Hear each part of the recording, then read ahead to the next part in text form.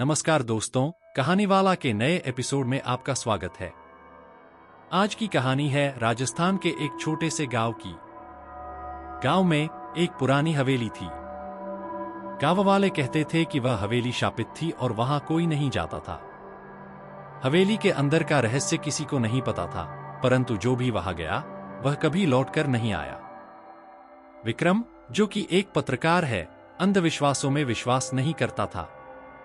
उसे इस हवेली की कहानियों में दिलचस्पी जागी और उसने तय किया कि वह खुद वहां जाकर सच्चाई का पता लगाएगा। उसने अपने दोस्त अर्जुन को भी इस सफर में साथ ले लिया। गांव पहुंचकर विक्रम और अर्जुन ने हवेली के बारे में गांव वालों से पूछा तो सभी ने उन्हें वहां जाने से मना किया।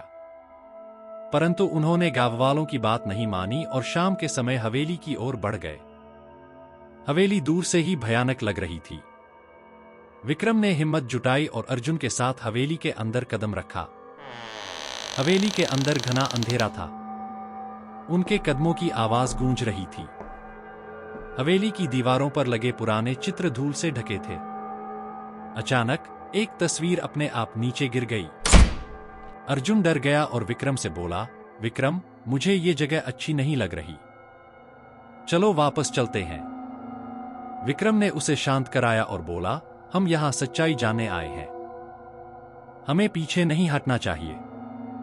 वह दोनों धीरे धीरे हवेली के अंदर बढ़ने लगे। अचानक उन्हें किसी के रोने की आवाज सुनाई दी। वह आवाज सुनकर उनके रोंगटे खड़े हो गए। विक्रम ने टॉर्च की रोशनी में देखा, पर वहां कोई नहीं था। अर्जुन ने डरते हुए पूछा, ये आवाज कहां से आ रही है? विक्रम ने कहा, शायद यह हवेली का कोई पुराना किस्सा है। हमें आगे बढ़ना चाहिए। चलते चलते वे एक बड़े हॉल में पहुंचे। वहां एक पुराना फर्नीचर और कुछ टूटे फूटे सामान थे। हॉल के एक कोने में एक छिपा हुआ दरवाजा था। विक्रम ने उस दरवाजे को खोलने की कोशिश की, लेकिन वह बंद था। उन्होंने मिलकर दरवाजे को तोड़ दिया और अंदर घुसे गए। अंदर का दृश्य देखकर वे दंग रह गए।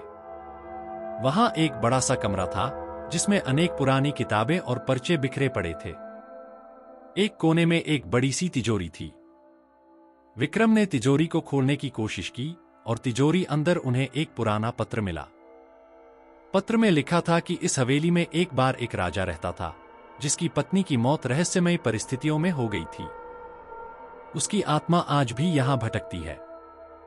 जो भी इस हवेली में आता है, उसकी आत्मा को शांति नहीं मिलती और वह यहां से बाहर नहीं जा पाता।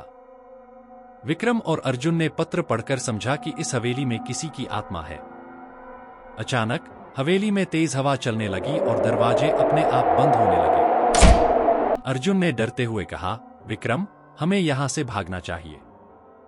विक्रम ने भी खतरे को भांप लिया और दोनों भागने लगे। लेकिन हवेली का दरवाजा बंद हो चुका था। वे फंस चुके थे। हवेली में एक बार फिर से वही रोने की आवाज आने लगी। अब यह आवाज और भी तेज हो चुकी थी। विक्रम ने अपनी टॉर्च की रोशनी में देखा कि एक छाया उनके पास आ रही थी।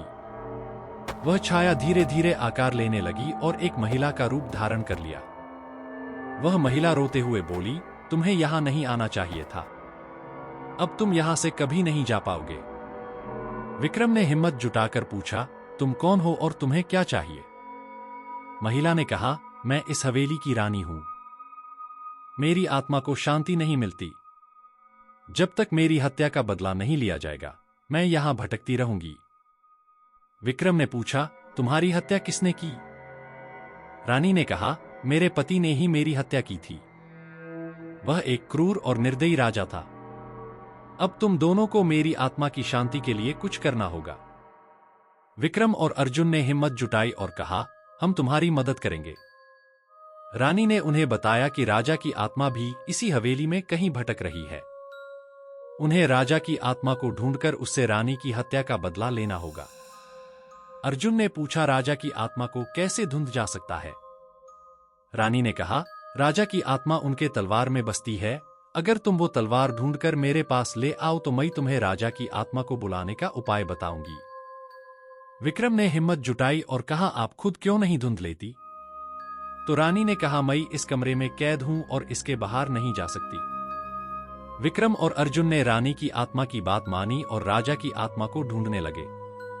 उन्हें कदम कदम पे डरावनी आवाजें और रोने की आवाज आती, ऐसा लगता जैसे कोई उनके साथ चल रहा हो या कोई दौड़ रहा हो, किंतु दोनों ने उन सब को इग्नोर करके राजा की आत्मा को ढूंढते रहे।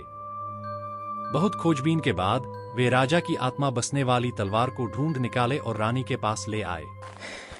रानी ने अपनी शक्तियों से राजा की आत्मा को बुलाया। राजा की आत्मा ने भी अपना अपराध कबूल किया और रानी की आत्मा से माफी मांगी। माफी मांगते ही रानी की आत्मा रोने लगी, क्योंकि रानी की आत्मा को अब शांति मिल चुकी थी। उसने विक्रम और अर्जुन को धन्यवाद दिया। रानी की आत्मा के शांत होने के बाद हवेली का दरवाजा अपने आप खुल गया। विक्रम और अर्जुन ने राहत की सांस ली और हवेली से बाहर निकले। उन्होंने गांव वालों को सारा किस्सा सुनाया और हवेली का रहस्य बताया।